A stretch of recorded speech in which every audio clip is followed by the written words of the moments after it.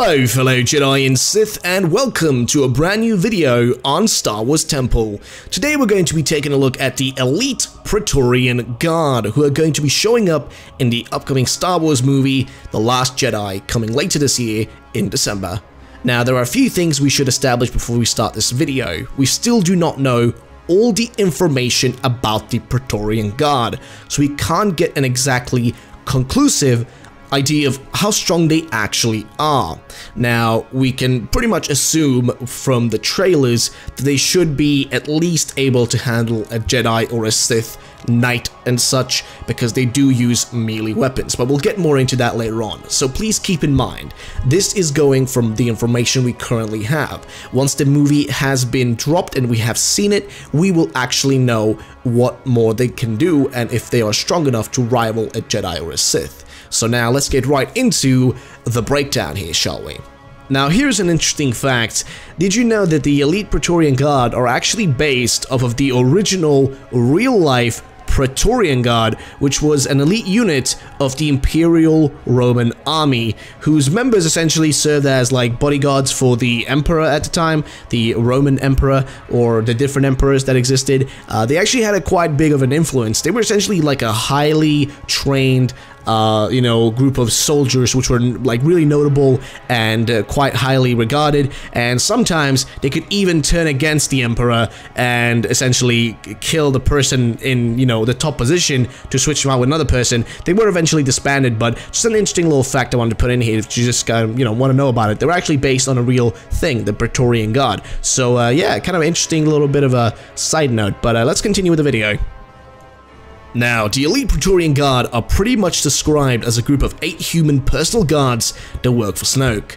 They're described as specializing in melee combat, and they are also described as being like samurai, and I'll explain why.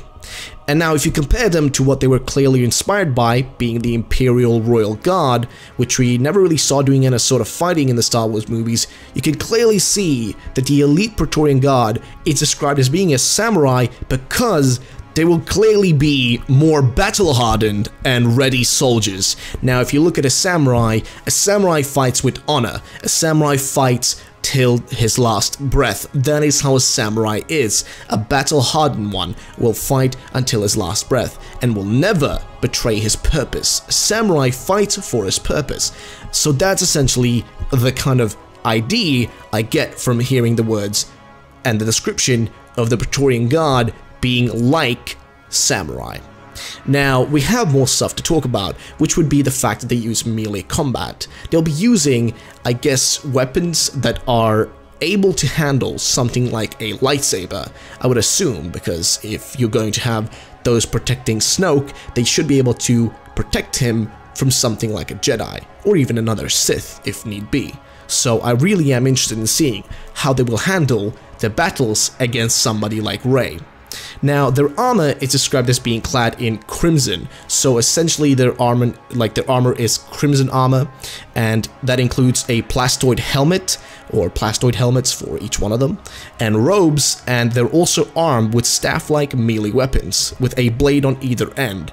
And looking at the trailer for The Last Jedi, we can spot that the guards may have different sorts of melee weapons, so we may be able to spot out different fighting styles because they use different ones. We'll see what happens once the movie actually is dropped and we get to see them fighting for the first time, because we do see them getting ready to fight in the trailer, which makes me really excited because, and now let's actually talk about this a bit further here, because we do have to point out the elephant in the room, which has to be the fact that the Elite Praetorian Guard seem to be a bit of a rip-off of the already existing Imperial Royal Guards. So we'll kind of go over that in a second, because the Imperial Royal Guards we never really saw fighting in any of the movies. Actually, we never got to see them actually battle.